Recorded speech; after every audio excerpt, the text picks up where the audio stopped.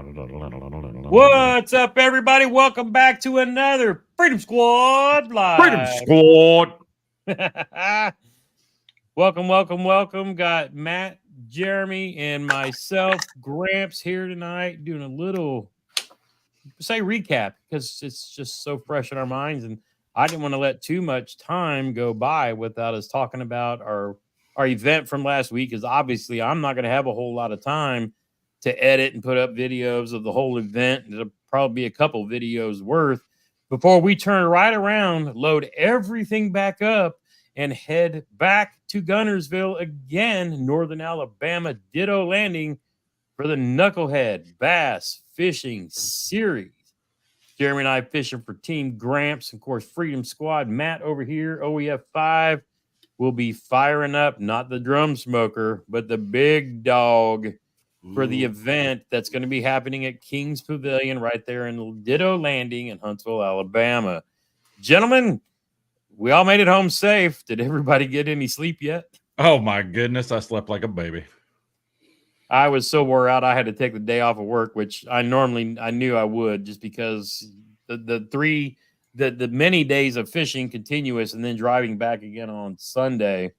I knew when my alarm went off at 4:30 that I was probably calling in sick because I was exhausted. But we wanted to do this live tonight so we can kind of do a recap back of our week of adventure, some ups and downs and adventures, and just, the stuff that we love about doing this kind of stuff. So, man, I'm going to kick it off. We're going to start with Matt first because, to be honest, Matt's had a summer. He hasn't been able to fish much.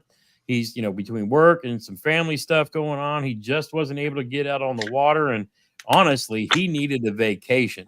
So Jeremy and I, hit him up, before the event, was like, bro, Knuckle, the championship's coming up. Are you still going to be able to go? And he was like, oh, hells yes. So we get down there. We get hooked up at a B&B. We hooked up with a friend of ours, Brian Sparks, who Jeremy and I ran into at our Grubby Championship. And then we ended up sharing a house, Freedom Squad, with Brian Sparks, who's a hammer, two-time Grubby champion, finished in the top 10 at the KBF National Championship last year.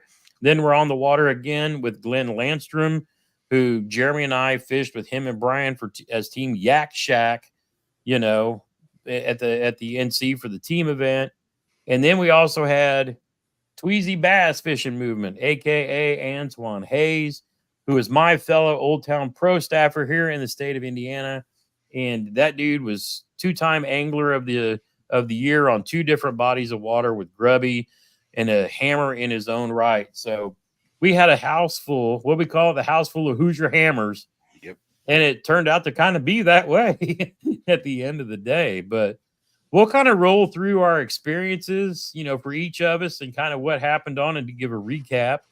And then y'all go back and kind of highlight how our fellow hammers in the house did.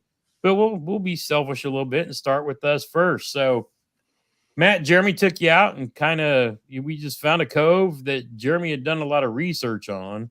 Actually, you know what? Let's start with the research and then we'll start with the fishing. Let's do that. Jeremy, you spent about 90 days or more kind of preparing for this. Tell us kind of what your strategy was, what you were looking for, and how you kind of determined where we would fish when we got down to Gunnersville. One of the first things I wanted to look at was what areas fish to Matt's strengths, to my strengths, to your strengths. And because me and Matt fished all year last year together, we were on the water almost every day. And so I understood where, Matt's confidence are, what your confidence is, and then what mine is. Narrowed it down to two coves by looking at the maps, but also watching hundreds of hours of online videos just to understand how the fish move. And luckily, they were in both coves. I don't know. It worked out, and well, let's go to Matt and have him tell us about his phenomenal. Well, Oh, because no, you no, were no. watching like all the content creators like Mikey Balls, Norby, the I guys who watched fish down there. everybody from anywhere that had a video on Guntersville. Hank Or, Cherry winning the classic. I mean, there was Hank Cherry. There was a kayak angler that won a national championship off a bridge right there. So I knew that if they were there in the spring, they're probably going to be there in the fall. And once we actually got in there and looked at it and drove around, we found it had everything we could ask for. Yep. I mean, I don't want to give too much away because part of Team Knucklehead will be right back where we were at. Yep. Because we know there's going to be even bigger fish moving up in there over the next 2 weeks. Yep. Well, all right. So, yeah, as JT alluded to, I had a lot of personal stuff going on in the last month and a half. I haven't even been on the water. Like, not at all. Boat sat in the grass, killed the grass under it. How long it's been sitting. Yep. Hadn't wet a line. I cleaned cobwebs off the rods and reels to pack them up to go down. And so I took the smoker, and my goal was to go have fun. Didn't know anything we were doing, had no clue. I didn't care. I was going to have fun and cook for the house. Which they started pre-fishing. We left Monday, last Monday, so a week ago. And I said, all right, you guys go in the morning, do your thing. I will go to the store, get the food, and start cooking and have dinner ready for everybody Tuesday night, which I did. And when we got there Monday, we were the first ones there. So we ran to the store anyway, and I bought some brats and stuff and fixed some sausage and just a quick meal, nothing fancy.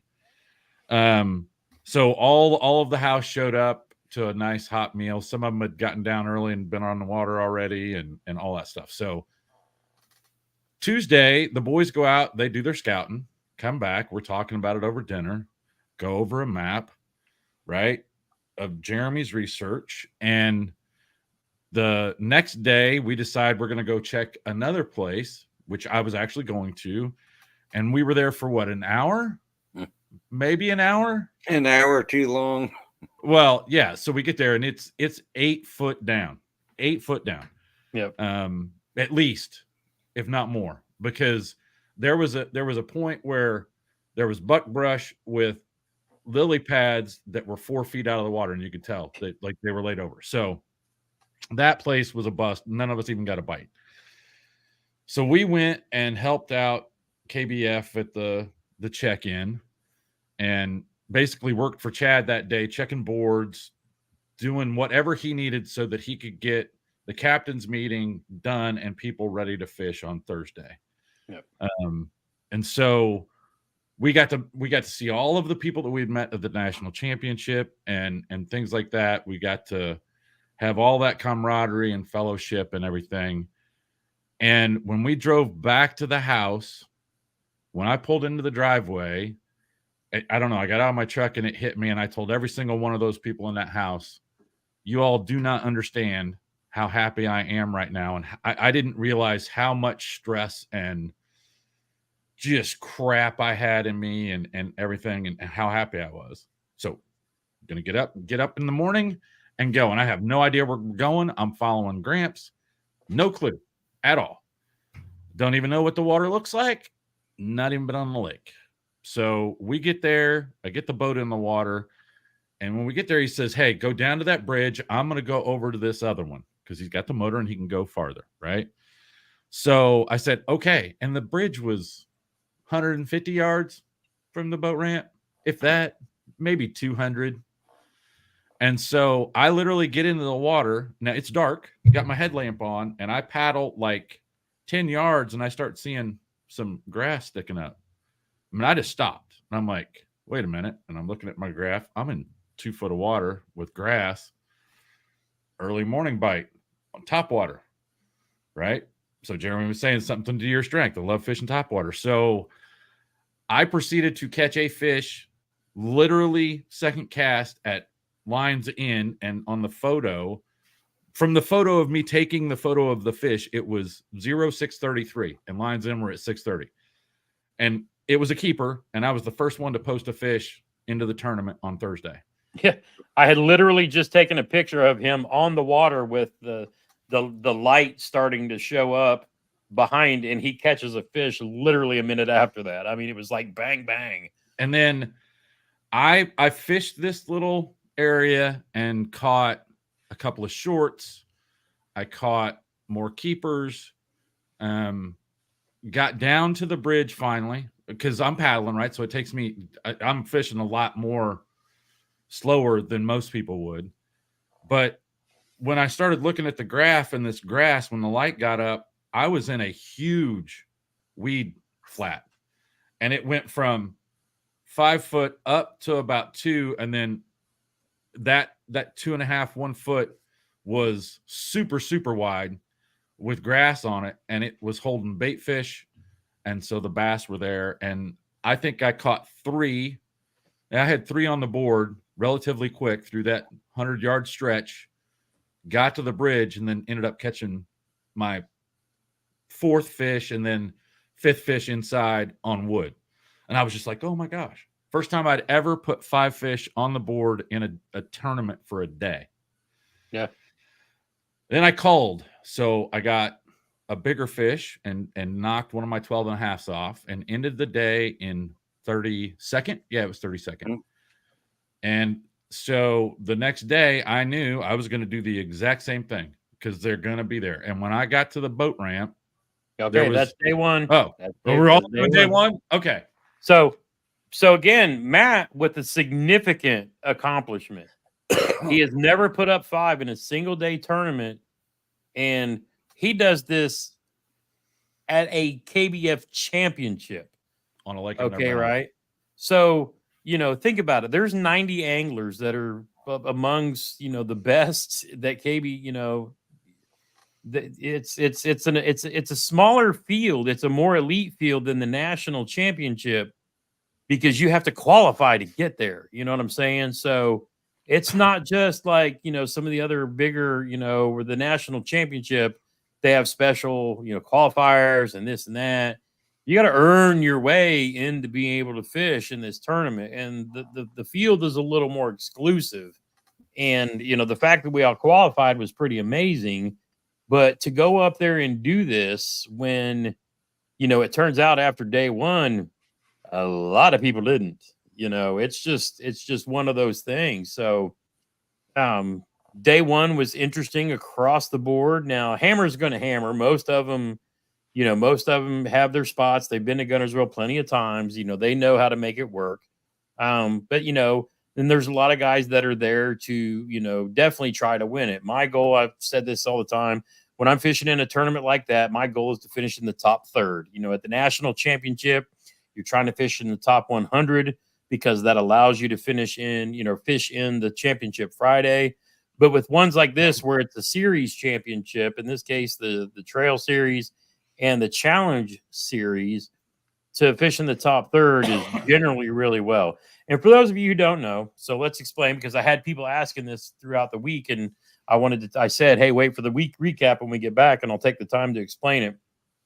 So you have a trail series. Now that's your upper level, I'll say pro anglers. And I don't mean pro to be disrespectful, but the pros who travel the country fishing these tournament trails.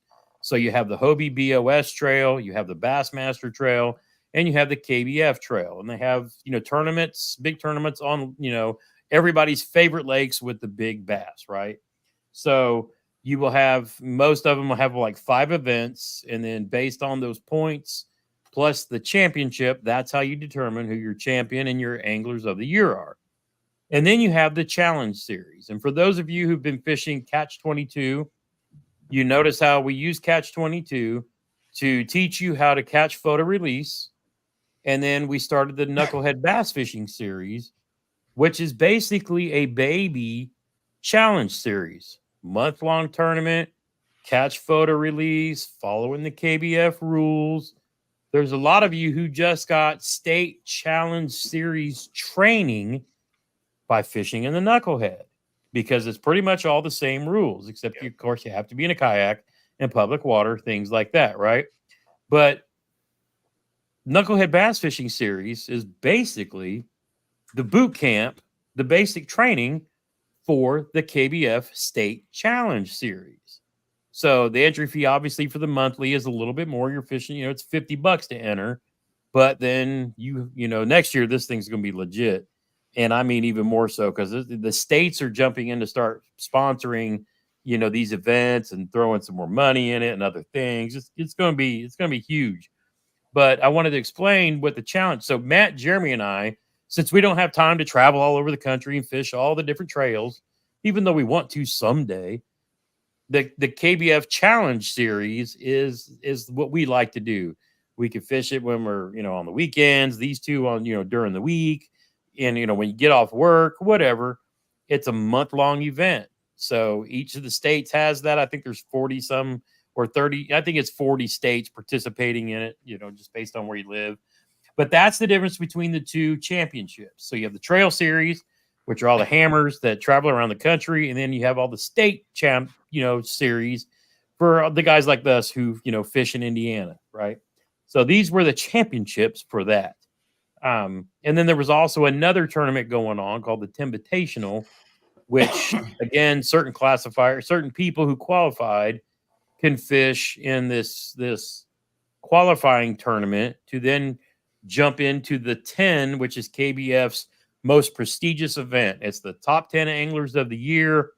The prizes they get are cool as you can be. There's no entry fee for them. Every position pays out a check. So if you just make the 10, you made a minimum of $1,000. Then you go to a fancy dinner. You get all these cool prizes from all of the KBF sponsors. It's the prizes itself is worth trying for. But that being said, so there was 3 kind of tournaments going on with this one. So that's the kind of the difference between challenge, the trail, and then all the other stuff too. So if you guys fished the Knucklehead Bass Fishing Series this year and you did really well in your state, you might look at jumping in the challenge series next year and trying to make a little extra loot. Jeremy won one of them this year and got a little cashola back in his pocket for winning like the September challenge. And based on the stuff that they're going to be adding next year and years going forward, they're going to incentivize, because the whole point is to grow the kayak fishing community, not just the pros, but all the Joes out there like us who just likes to, who likes to fish. So that's it. That was, Matt's day one. So Jeremy, tell us a little bit about your day one, and then I'll go into my sob story crying, throwing my rods in the river. I'm ready to go home. So, first, before I talk about day one, I want to say thank you to the city officials from Huntsville, Alabama and North Alabama. It was an amazing event. They worked really hard, and we really appreciate the support, and just the hospitality was awesome. Oh, yeah. So thank you. And Ditto Landing. For doing at Ditto Landing. Yep. So day one, I go to my first day one spot, and I'm all excited, and there were bass boats on every spot that I was going to fish. Wait a minute. At 6:30 on a Thursday morning? Yeah. Every spot in the cove that I had planned to fish had a bass boat on it. And I mean, the only thing I could think of, there was a factory across the way that we saw some guys towing boats to. Yep. And so we kind of determined it was probably third shift guys having a tournament where they had to stay there in the cove. So I went fishing. Yeah, your whole game plan was ruined. Every spot from the bridge back into the cove and the creek was taken. So I went out under the bridge, said excuse me as I came through, and just started looking around. I had not done any map research on the outer part. So I ended up finding these pilings that they attach the barges to. And I knew there have to be deep water there because the barges have to have deep water. So as I was heading towards those, I ran aground with my pedal drive.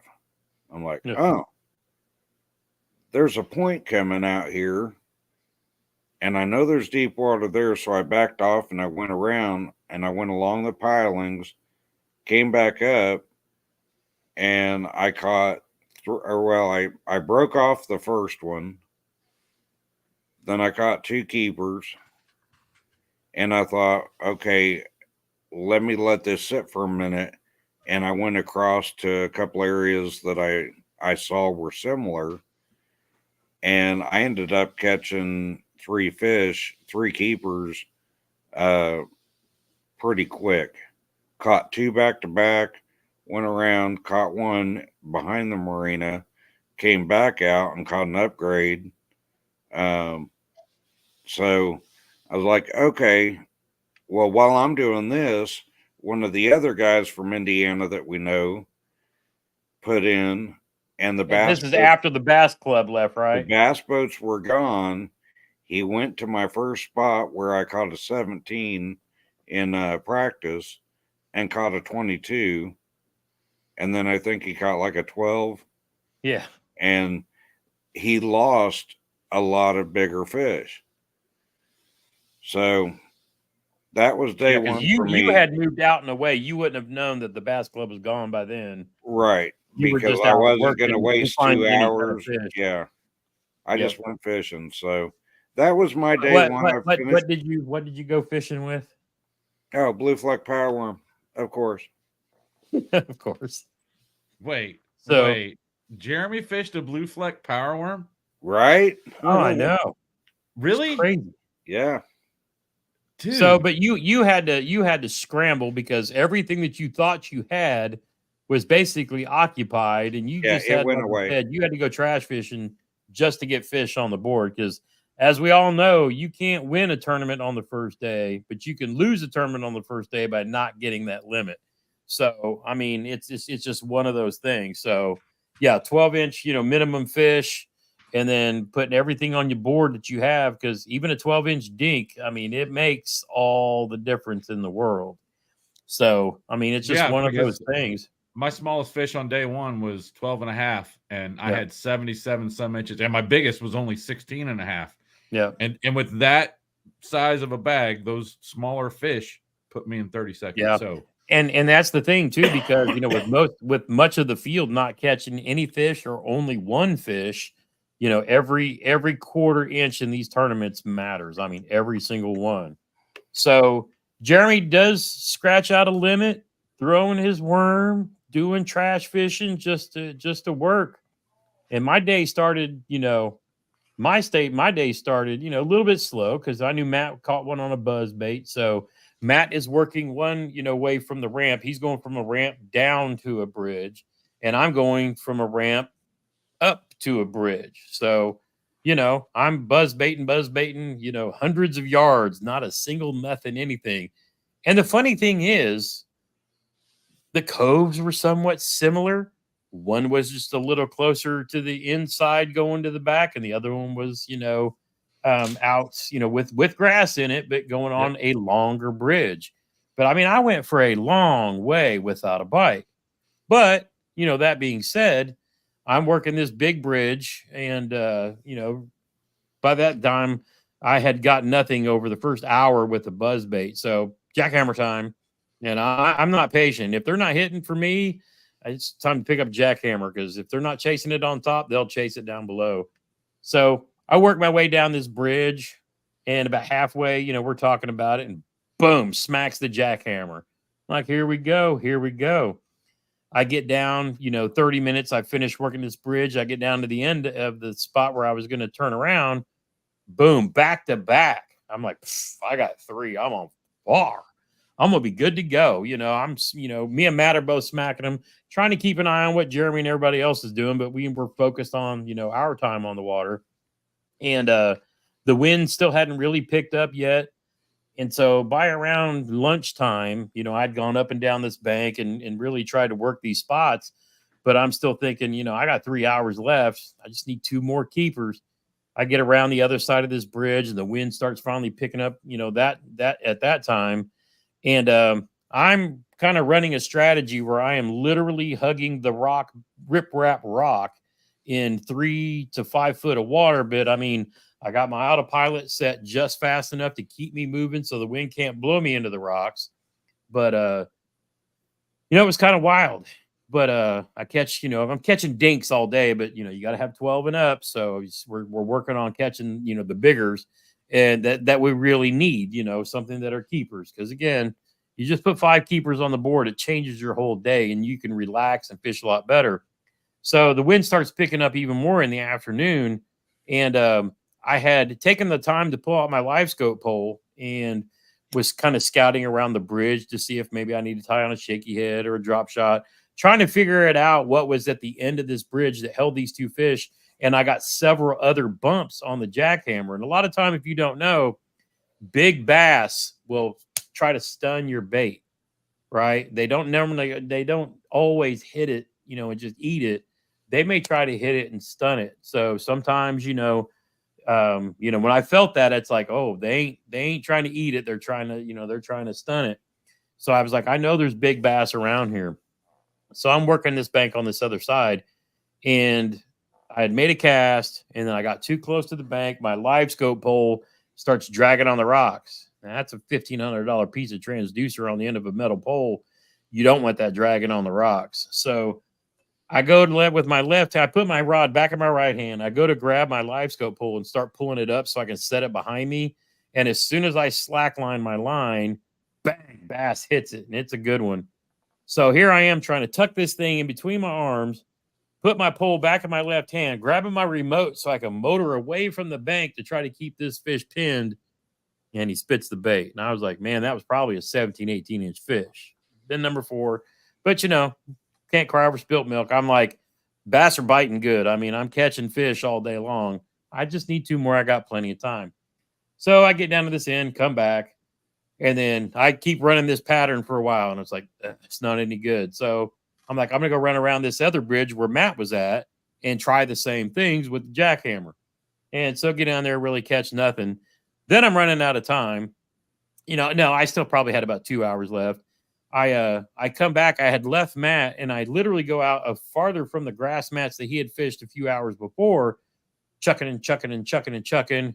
Boom, 19-inch on the jackhammer. Rip him out of the grass. Yes, there's number 4. I got my kicker to go with my dinks. Feeling real good. It was awesome. So kind of did that for a while. Nothing going on. I run back over to the other bridge, the first one where I caught the 3 at, hoping that it reloaded. Well, no real good luck there. So now we're getting down to TikTok times out. So I run back out, and Matt at that time, he had moved back up to the grass flat and was still working on catching him out of there. And so I'm like, you know, I got 30 minutes to go. You know, we're talking down, and, you know, Matt's still Twitch streaming, and I'm like, I can still do this. I got time. And I make this cast in about the same spot where I caught that 19. Rod, boom.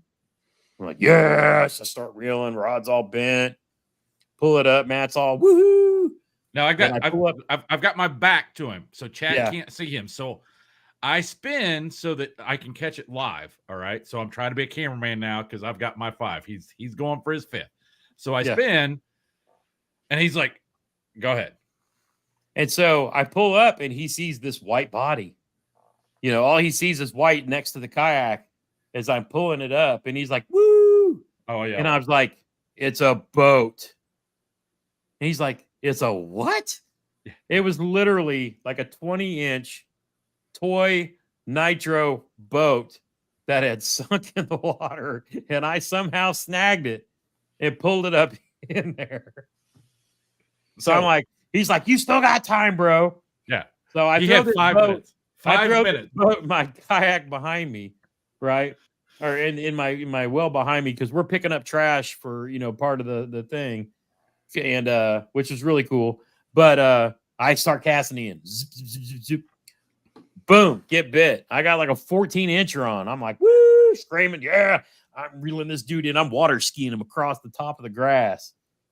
And I don't know what he hit or how it managed to happen. He got off and my chatterbait went flying. I'm like, ah. So Matt's like, dude, you still got time. I'm like, yeah, plenty of time. Keep casting, chuck line. Fish on. Now this time I've got him because I stopped fishing. I literally just spun the boat, stopped fishing, chat, my phone's going off for him, and he gets. So I'm horsing this dude in. I know I ain't got but 3 minutes to get this fish on the board, take a picture, right? Get him up there, scoop him up in the net, lift him up in the boat, get him laid down in front of me, look down. White bass. He's over there whooping and hollering. I'm like, dude. I was like, it's a white bass. So yeah, day one. Now, I can't complain because even with 4 fish, I was still sitting in 39th place after day one. So that was, big fish, just so you understand, he was only 7 spots behind me with 4 fish. Yeah. Because he had a 19. But I mean, that's the difference.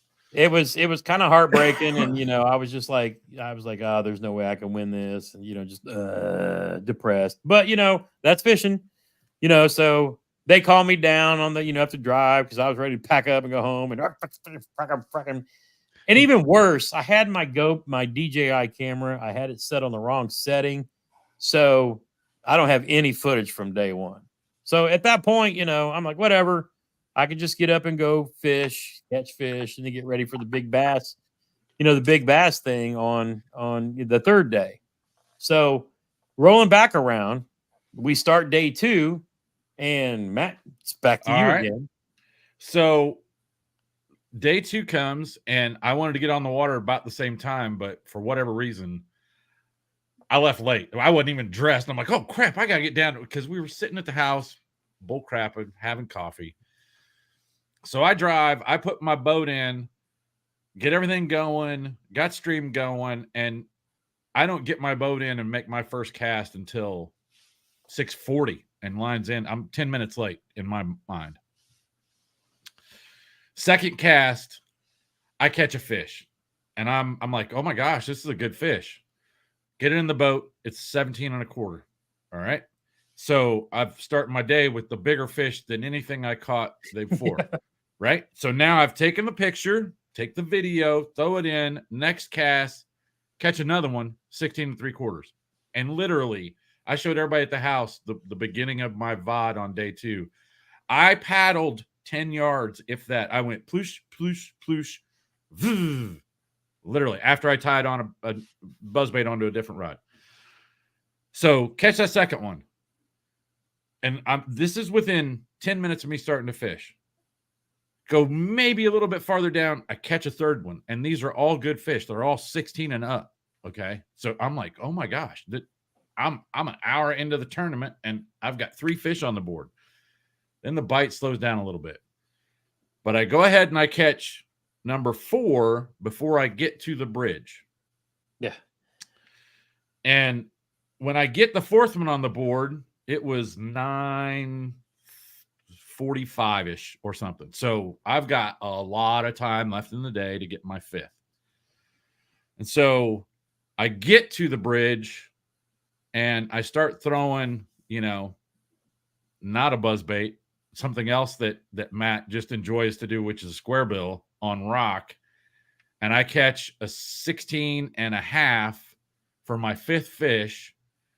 And I pull out of the way, and Jeremy had joined me by this time on the same cove because his other place was, I'll let him get to that. But I just pull off, and I put my rod down. I pick up my cup of coffee, and I said to my stream, I go, oh, my God, I've just limited 2 days in a row. And this limit is way bigger than what I had yesterday. Yeah, because you were like 10 inches bigger the second day. Oh, yeah. And something. I mean, it was incredible. And my chat, people in my chat, one of them is on Team Gramps, Solidus, knows Fishing Chaos. And so he had been, instead of me trying to look on my phone, he was looking and giving me updates. And then I had another guy that knew it, that gave me during the 10, he gave me the whole rundown of who was in what position in the 10 for everybody in chat. But so Solidus sends me a screenshot and a text that I don't even know what time it was. I was third. Third. And I was in the top 10 all day. And I said, boys, that's going to change. It's going to change because people hold on to their fish until the last minute. If it's not a big, they're not putting it on the board. They're waiting just so that everything. I said, I'm not going to stay in the top 10. So I have caught my 5th fish, and I sit for maybe 10, 15 minutes just chatting, smoking a cigarette, chilling out, getting all the nerves out and being like, oh, my goodness. Yeah, you were a little more relaxed the second day, weren't you? Nah, until I caught the 5th fish. Once I caught the 5th fish, I was just like, phew.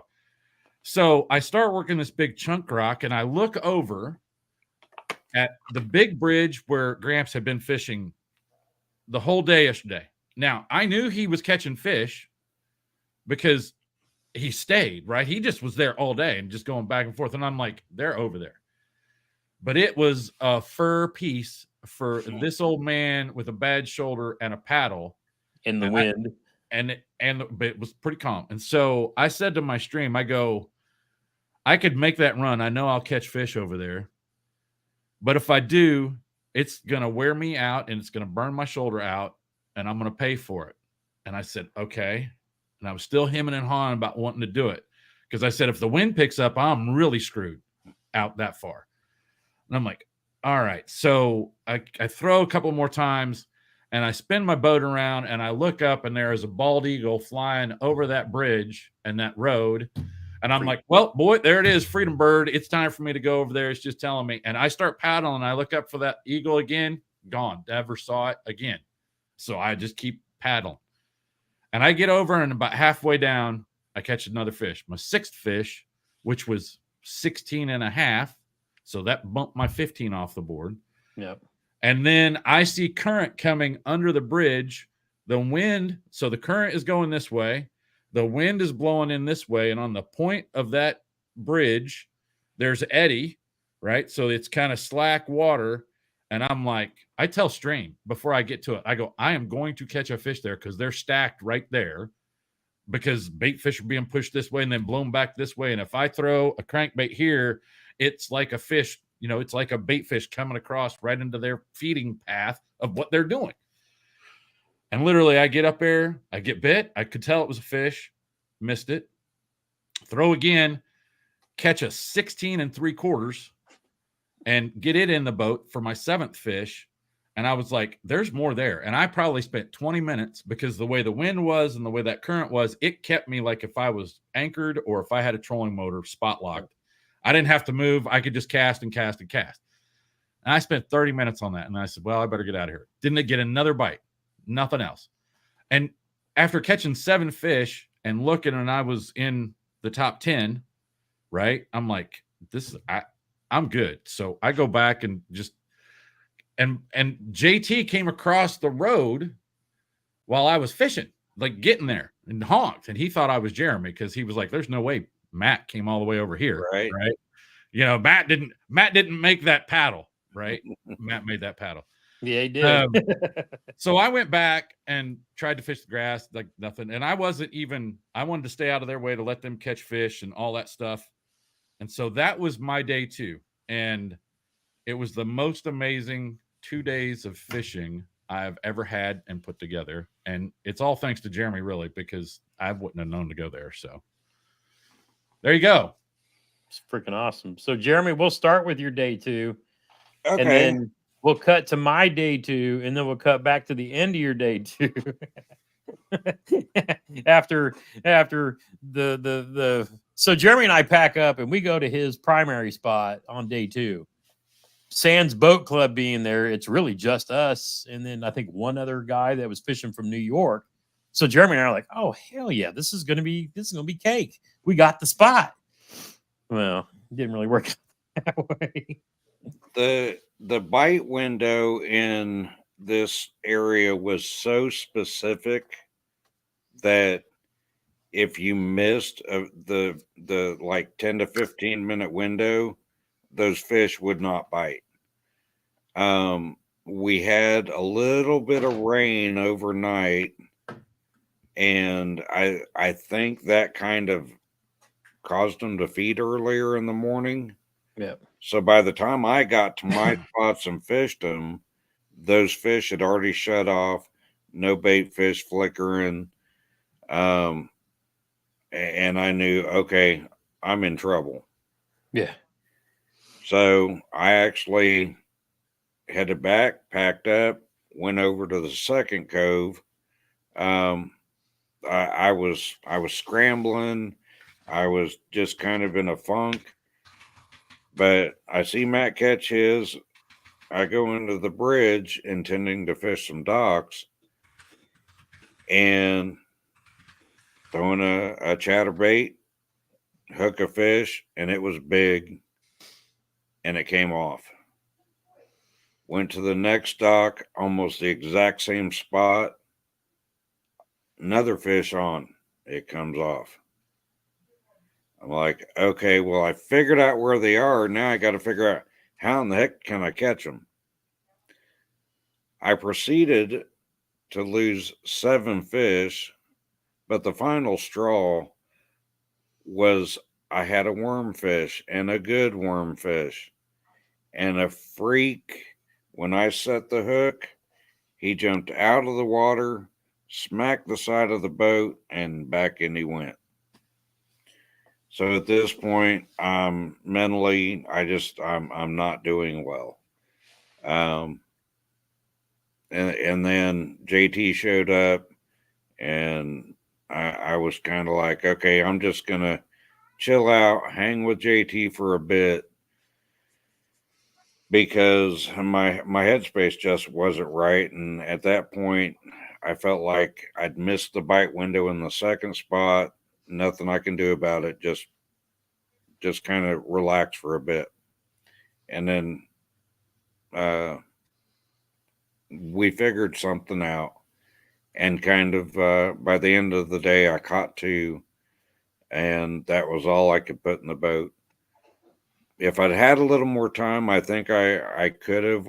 But really, being in the negative headspace I was in caused me to just not fish the way I fish. Right. So I started my day 2 with Jeremy, and I took my sweet time getting on the water. Let him, he was working this one bank, and then I was going to kind of follow him up because I knew he was probably throwing a top water, and I'm gonna follow him with a chatterbait. And so basically I did. And Jeremy had literally gone around the corner to go under the bridge, and then I hit the first spot where he caught that 17 during practice, and then our buddy Chip from Indiana caught that monster fish. Yep. And I made probably 3 casts into this little cove and catch a 14.25. And I was like, oh shit, Jeremy, I'm sorry. But he was going to go out to his spots. I mean, he knows if he was meant to catch it, he would catch it. right. You can't catch somebody else's fish. So I sat there on that spot for a while thinking this will just keep feeding. We'll see what happens. After about 30, 40 minutes, nope. So I go out of the cove and I'm like, you know what? This is just going to be one of those days. I'm already out of it. I don't care. I'm just going to go fish. I was like, I'm going to go find Jeremy, and then I'll shoot some video of him for the video for later. So I'm thinking he's off to my left, fishing back kind of in this marina thing. And he'd actually gone out and gone to the right. And so I'm like, oh, well, here's a nice point with a lighthouse on it. I'll just throw a jackhammer at it. And then Jeremy comes up behind me, bro, get off that spot. I'm like, what? He said, that's the one I was telling you about. I'm like, oh, shit. So I started like drifting back. And, he goes to fish it. But, still there wasn't much going on. We didn't see any bait fish on it. And then he fishes it and like this marina thing. And he's like, dude, we need to get the hell out of here because this place is dead right now. It's just not on. And I was like, well, okay, you go ahead and go over and join Matt because, we were smacking them there pretty good yesterday. And I said, I'm going to make this long run over to this other bridge that was north of the first bridge I fished yesterday. So I start motoring out, and just as the wind starts picking up, I'm in between these barges and this factory. And I look and I'm like, that bridge is a whole lot farther than I thought it was. And I'm about, I don't know, a third of the way there. And I'm like, no. I get out there and that wind starts picking up. I'm toast. So I'm like, you know what? I'm just going to go join Jeremy and Matt. At least I knew I put together something the day before. It was only 4, but I missed several other fish, so I still got a shot. So I come back. I go back under the bridge. I'm making my way back down to the boat ramp. And I'm like, well, you know what? I'm going to hit this spot again just to see if there's anybody else hanging around. Bzz, blook, bzz, blook, bzz, fish. It's a 14.5-inch fish, the exact same size. And I'm looking and I take the picture and I'm like, did I just catch the same damn fish twice? And I'm comparing and I'm like, no, the lateral line's a little bit different. And I'm like, okay, I got 2. But this place ain't doing nothing. It's time to go. So load up, get hauled over. Jeremy by then's already gone fishing. I come over the bridge that I fished the day before, and I thought what I saw was Jeremy, but it was Matt. And I just, honking and whatnot, and he waves. And I'm like, I'm back. And then go hauling ass to the, to the boat ramp. So give me a second. I want to interject something real quick. Oh, yeah. I want to explain something to people.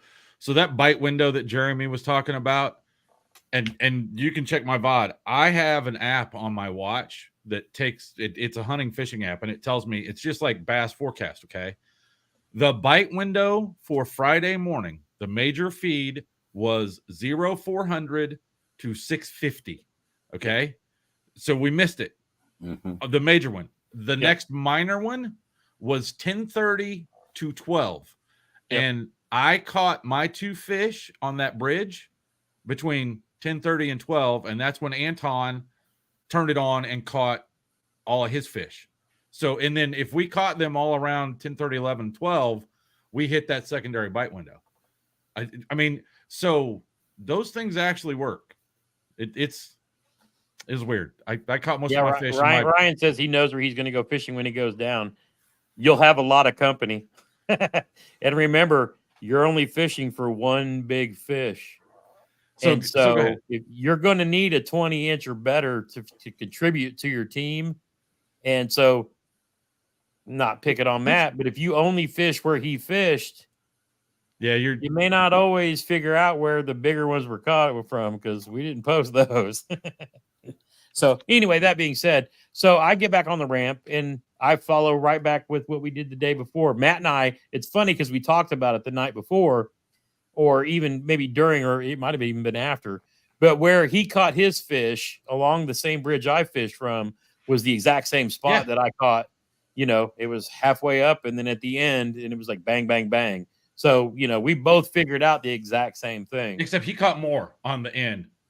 I spent a half hour trying to catch, but and it was just one of those things. You had to be there when they were moving through, and it just everything had to line up kind of right. But so I'm still scrambling. It's like, oh my god, I only got 4 yesterday. I need to.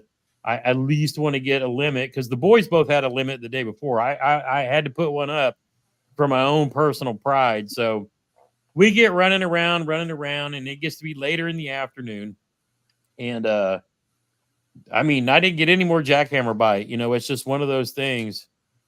And it's just one of those things where the wind started picking up. And I went to the back of this canal and I started looking at how stained the water was. And I was like, wind, this color of stain, this reminds me of bluegrass. And I have one specific bait for that kind of condition. And I tied this bait on. And it's kind of funny too, because I also call my son my lucky charm to call me, and I always seem to catch a fish after he calls. So I had called to check on him before I tied this bait on, and he was like, "Hey, I can't talk. I'm in muster right now. Love you. Talk to you. Bye." So he has basically been recalled for his Army and active reserve. And little side note, he's going to sign a year-long contract to join.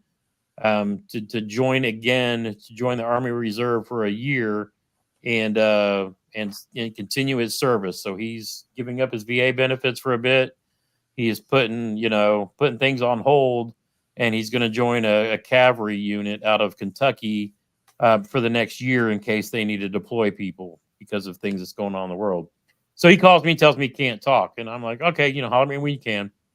And so I tie this bait on, and I'm like, wind's pushing this way. 2 casts. Boom, 13-incher. Hey, there's number 3. we're on to something, right? Start working my way up this bank. Bang, 17-incher. Oh, we got 4 fish now. We're getting somewhere. I come out of this place, and by that time I run back into Germany, like I'm talking to Germany. I run into Jeremy, who, he's just chilling. I mean, he is just, it's been one of those days, and it's what it is, and he was just chilling, waiting for me to come back up. And he's like, bro, you need to throw like over here. And he literally no more than says that. I make this cast and start pulling this bait back across, and bang. And he's like, oh, that's a good one. I fight this fish. I get it in. That's the 20.5. It's like, all right, we're on to a little something here.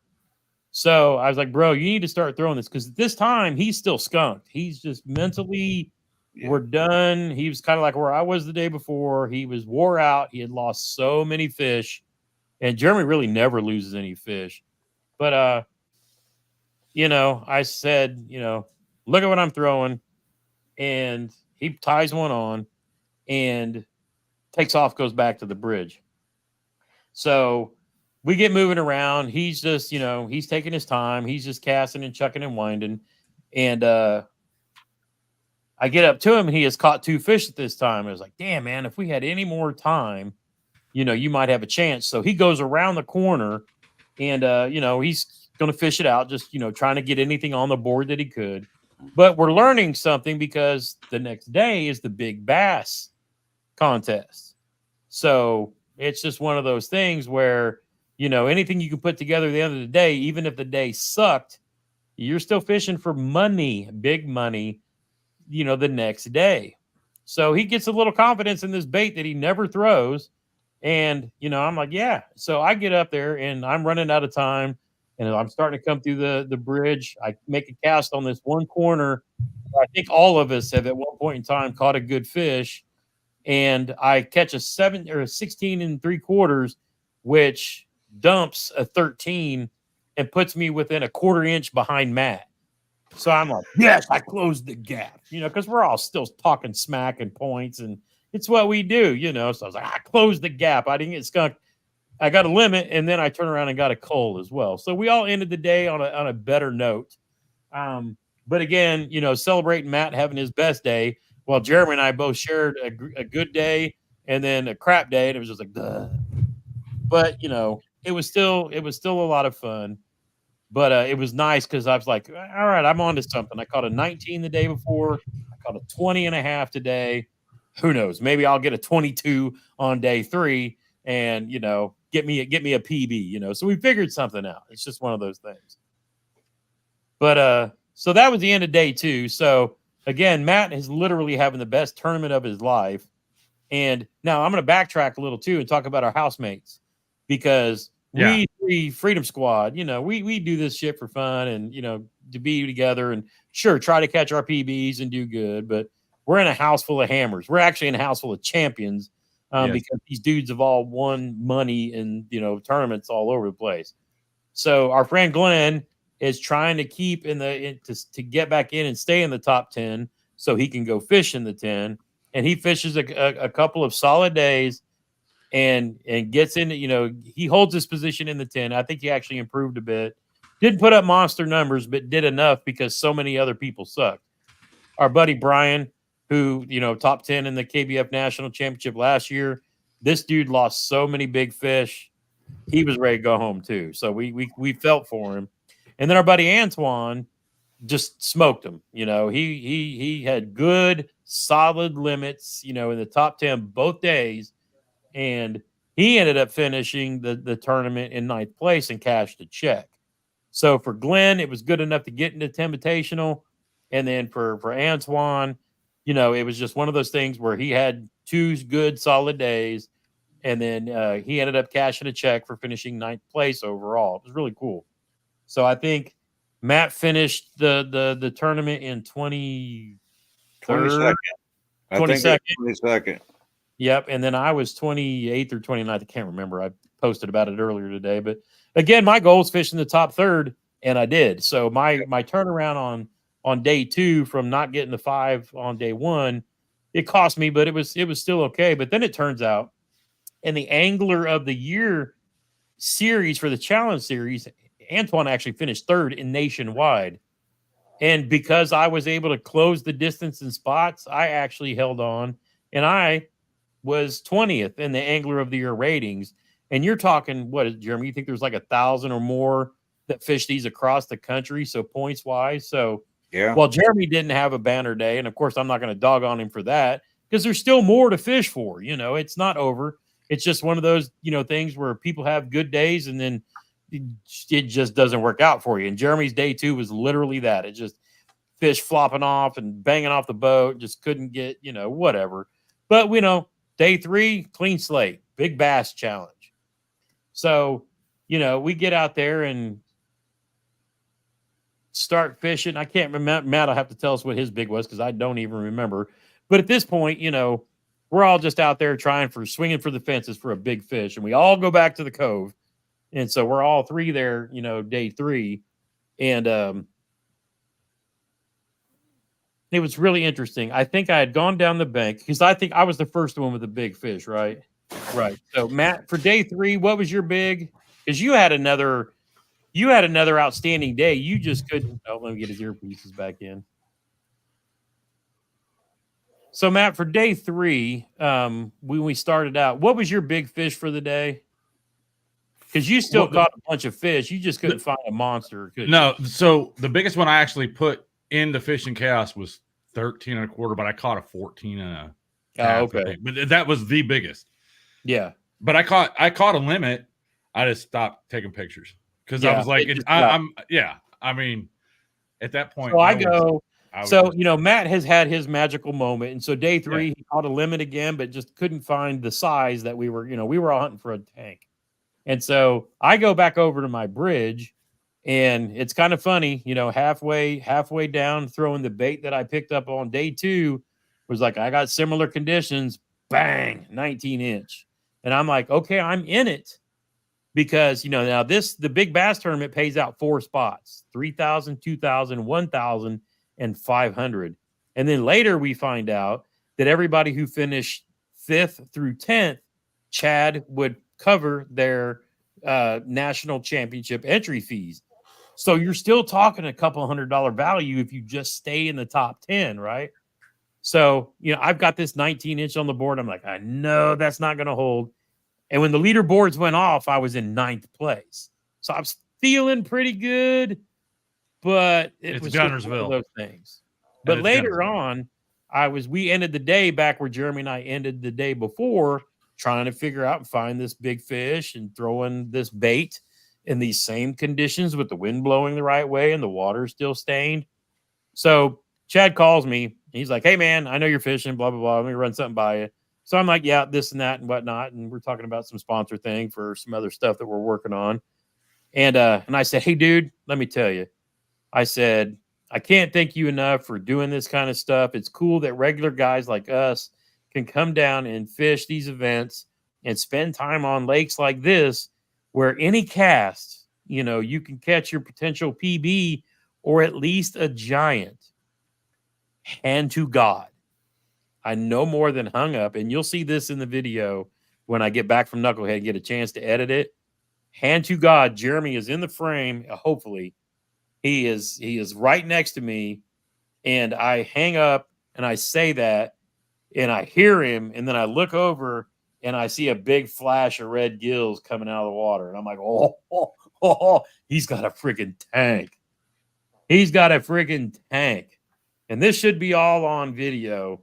And it'll make for interesting day. But like I said, Jeremy, after having a couple of rough days, well, your mood seemed to have improved a little bit. Jeremy, tell me about this last few minutes. I think we were in the last hour of the tournament when you decided to come around the corner on this bridge and start chucking said special bait. I was actually out there just enjoying being on the water with Freedom Squad. Right prior to me coming around that corner, I had went along the bank and using my paddle, collected a bunch of trash that was floating, and volleyball, a minnow bucket, and a whole bunch of bottles.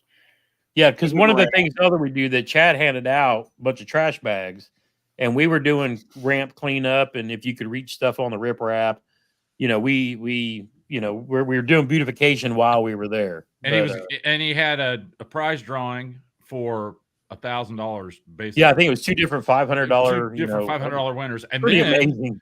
And then one guy gave away, was that Airbnb? Yeah, it was Damon Henderson gave away. He just bought a house that's an Airbnb in Gunnersville, and gave away a weekend for that too, just on the fly. So, but he said caveat: can't use it national championship weekend.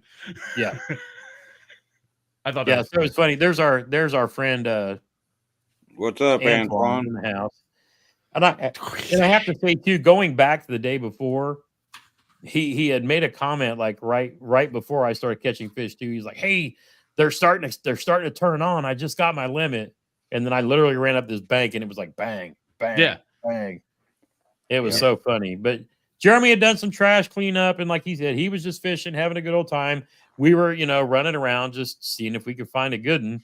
And yeah, tell us about your experience there at the end of the day, Mr. Big Bass Catcher. I never throw or rarely throw that type of bait. Yep. And so anyway, I just made a cast and I was like, oh, what has happened?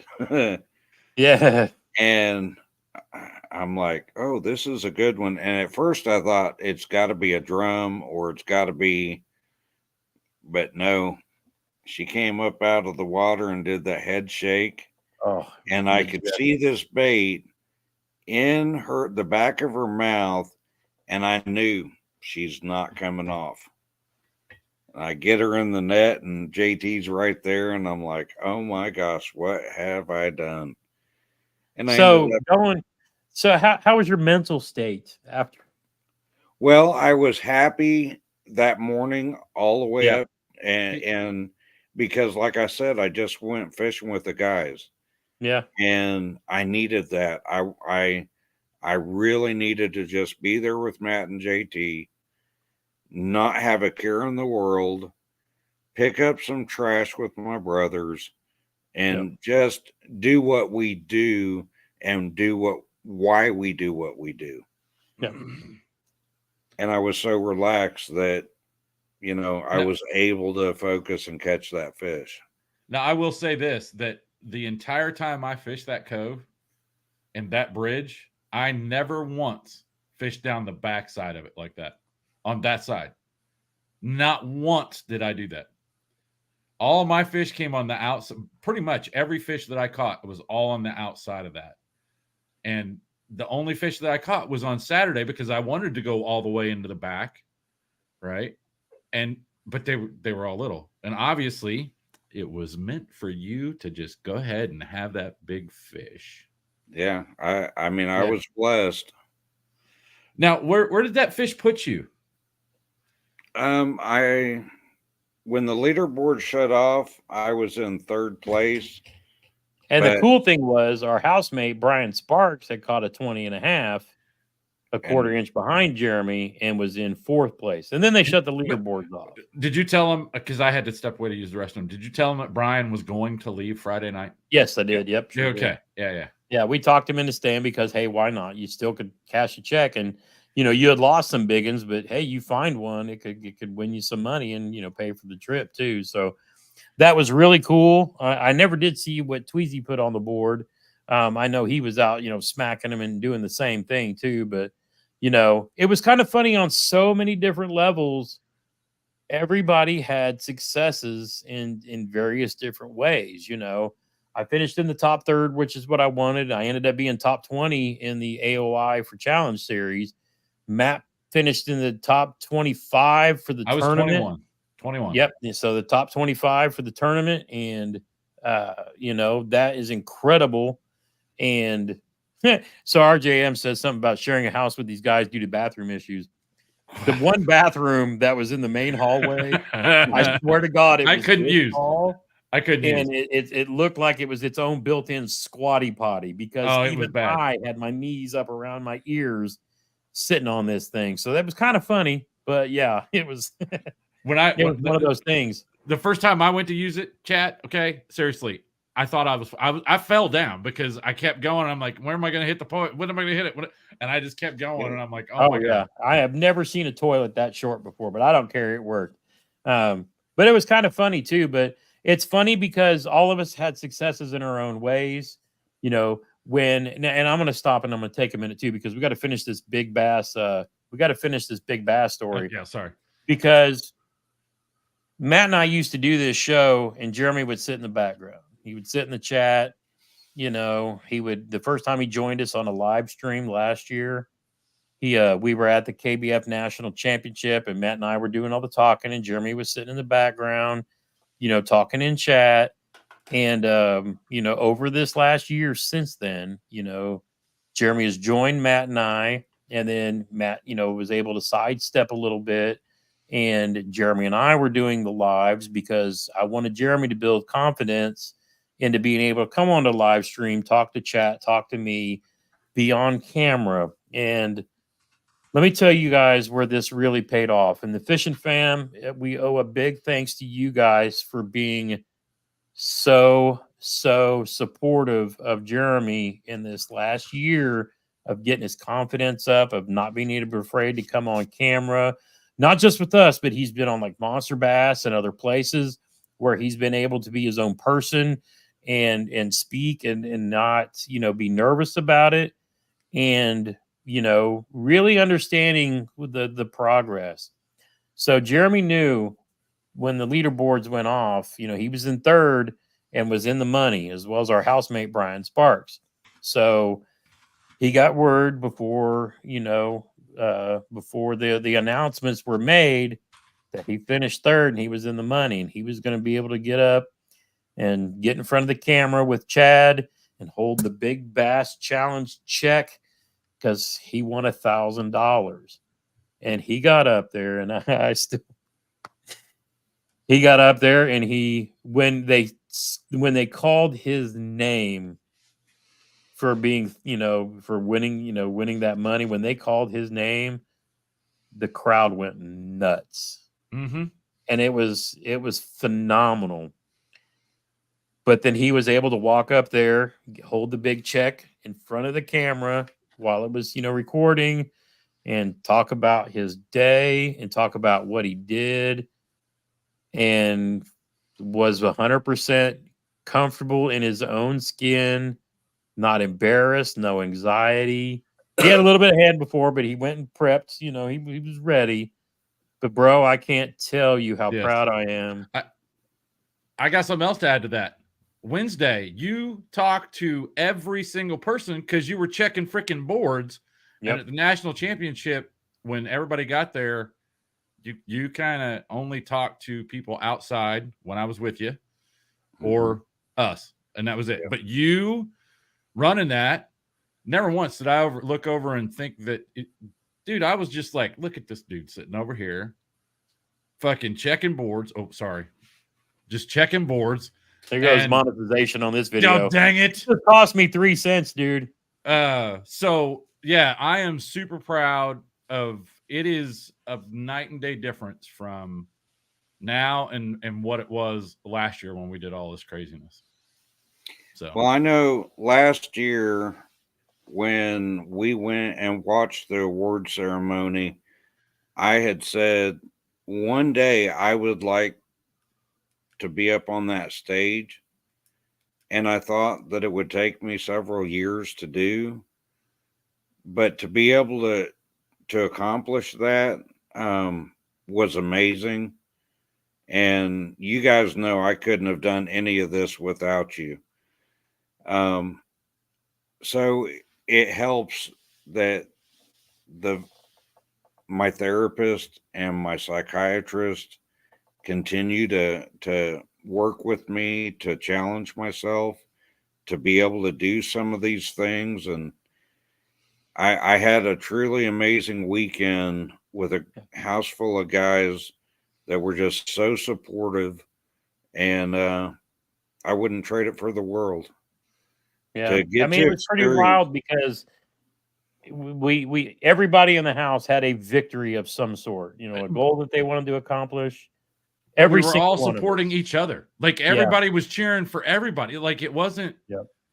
And there was a lot on the line because there were 4 of us in that house that could have won Indiana.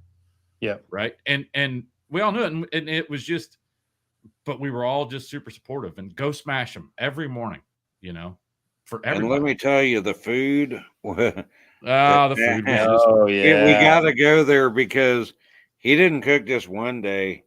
He cooked a second day, and oh my gosh, we had. It was funny because the first meal when we did the brats and everything, the next day I came back at 12 o'clock and I'm like, I'm gonna do a repeat of dinner that was so good, and I Yep. literally ate the same amount as I did the night before. And then when he made the chicken and the beans, I bet I ate that chicken for like 3 days. You weren't the only one. Oh You weren't man, the only one. so good, so good. We- So good. Tweezy took 2 sandwiches out with him, wrapped them up in full, and he said, "I'm not going to eat until I catch lemon." Yep. So So- Doug wants to know, is the award video posted somewhere yet? It will be. They couldn't live stream because of where we were and the light was running out. But I know Austin is editing that video and it will be posted on one of the KBF. I think he said it was one of going the to be KBF Facebook groups. the Facebook group. Yep. So, and again, our good buddy Antoine over here is going to have his tournament video coming out. So be sure to go check that out too, because I'm even curious to where he was fishing and how, you know, I know what he was smacking them on, but it's always fun to see what people do on the water too. But again, I'm not gonna have time really to edit and get my videos done. You know, we're gonna do some live streams between here and all this, and then over the winter, I'll put the videos from this weekend, and then again the knucklehead bass fishing stuff too. But again, I'm not a lot of videos right now. Honestly, I'm a little burned out. The focus right now is on fishing. The focusing, is really going to be on getting the video when we go to Knucklehead, because I want to see as many of you as I can. Put the drone in the air. I want to get a lot of videos and talk to everybody and take my time and put together some good videos. But I'm really taking the time right now away from editing just to do some lives and kind of keep the talk and the conversation going. But I'll start working on videos again after all of this stuff is done, when we kind of finish up the season and go into winter and doing all that stuff pre-Christmas, talk about rods, reels, and get these videos out too. But I do want to say what we haven't talked about at all, because we're selfishly talking about ourselves and our own accomplishments, because that's really what it was about for us, having a great time together, and our own individual goals, and just having an awesome time and enjoying the House of Hammers. It was really cool. But the whole point of the whole weekend was the 10, which completely shocked us all, because while we're fishing the big bass, we all, we're competitors, but we're fans too. We're all keeping an eye on the top, the 10 leaderboard, to see which one of the 10 was going to win that big tournament. And all day long, it was back and forth between our Old Town friend Casey Reed and Indiana's Mike Elsey, former national champion. Did he win the 10 once as well? Yes, he's a 10 winner, and he's also the world champion. Yes. So, I mean, yeah, 100%. So the fight all day long was back and forth between Mike and Casey. And we're just like, oh my God. I mean, all day they seem to be smacking them. And they're on this plate called Duck Reservoir. It's supposed to like have tanks. And, so the fight is just going on all day long.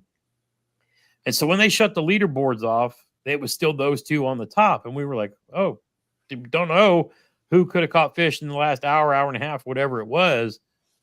But then we were all shocked at the award ceremony when they called up Mike Elsey, they called up Casey Reed, and they called up our friend Russ Snyders. Now, here's a little funny backstory to you. Jeremy and I first met Russ at the national championship at Kentucky Lake, and we'd managed to talk to him. He won that event. And, he was just cool. He didn't know us from Adam. We went and talked to him afterwards, and he probably spent 20 minutes just BSing with us, talking about this and that. And we all became fans of Russ because Jeff Little followed him around with a camera when they were pre-fishing and did all these awesome videos showing how he chases smallies and, up in the creeks and, way up there. Right. And so we became instant fans. Well, we run into Russ again down at the kayak or at the Classic. And, he's fishing that, they're the Bassmasters Championship for the kayaks there. And so we talked to him before they had the award ceremony. And again, they had shut off the leaderboard and he was one shy of his limit. But we knew if he caught his 5th fish, there was a good chance he would win. So me and Jeremy's talking to him at the Dakota Lithium booth. I was like, hey, did you find that 5th fish? He just gives us a little smile and grin. And we're like, next thing we know, he's up on the Bassmaster Classic stage holding up the blue trophy.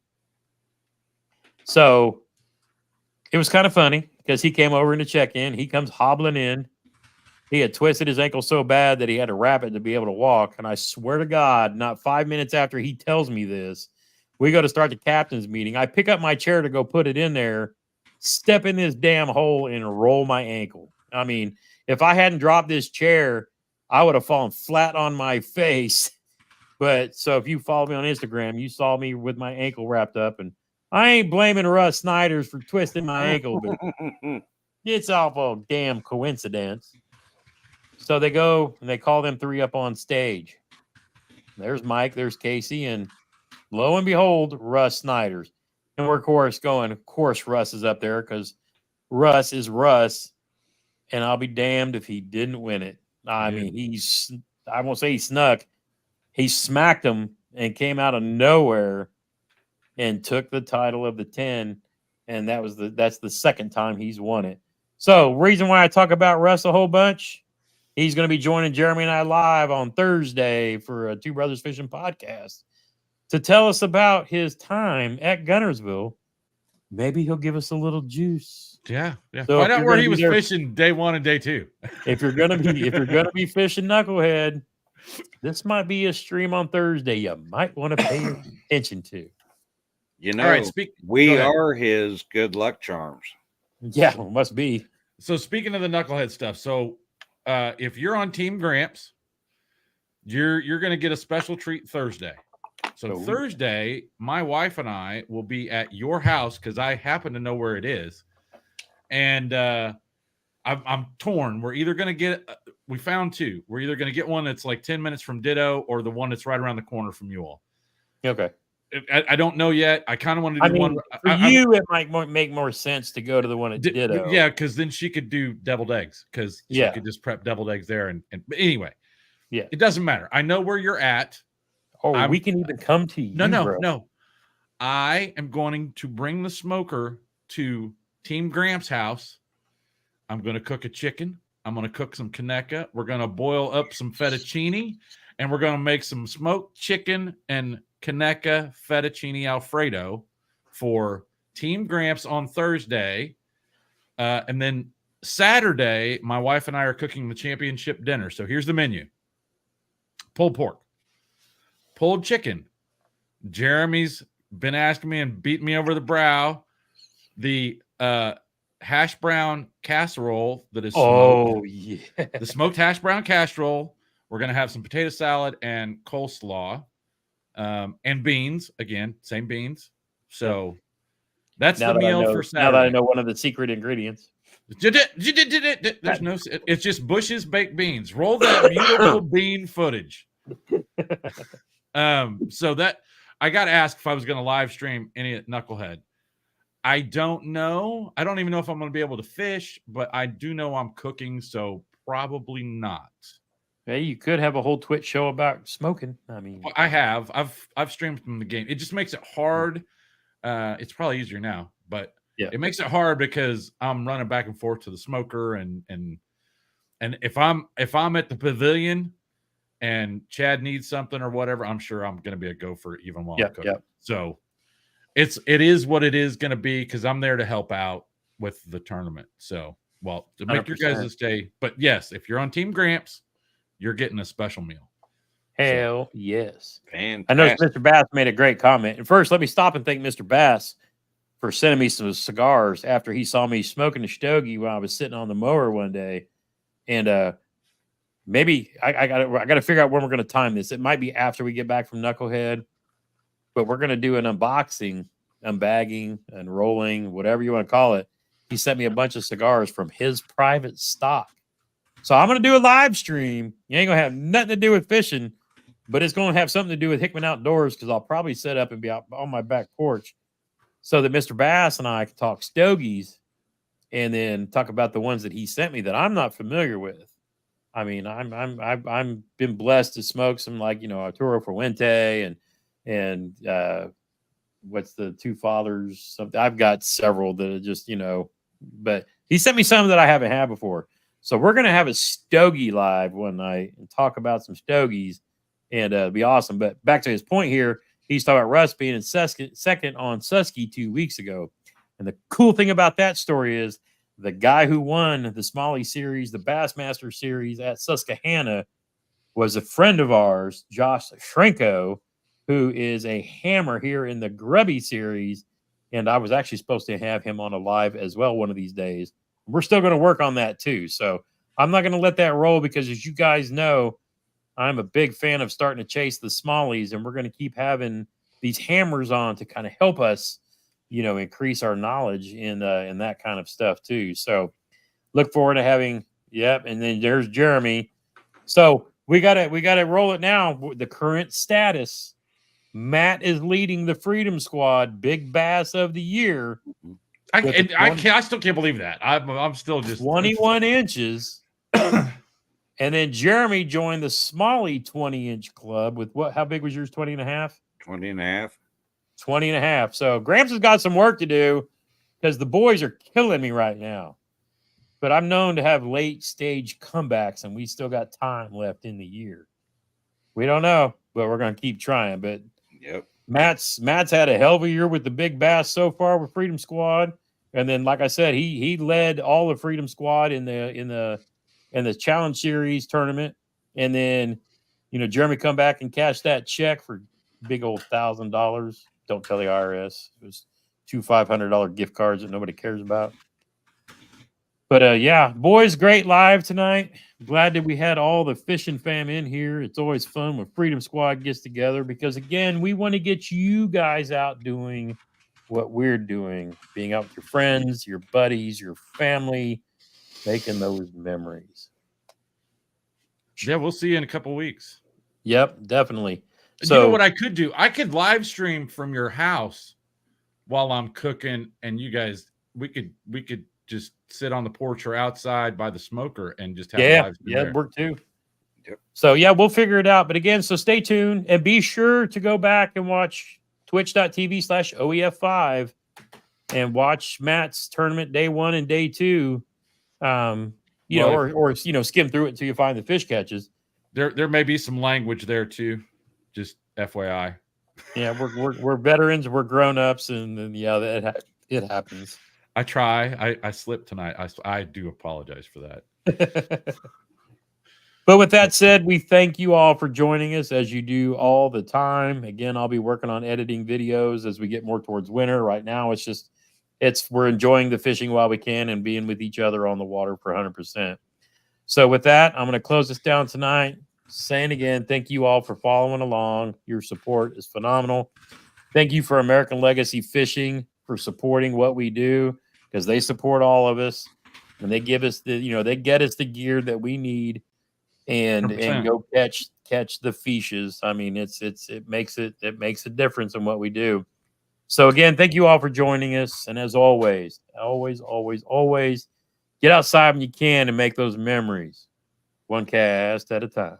Freedom Squad. Freedom Squad. Freedom Squad. Out.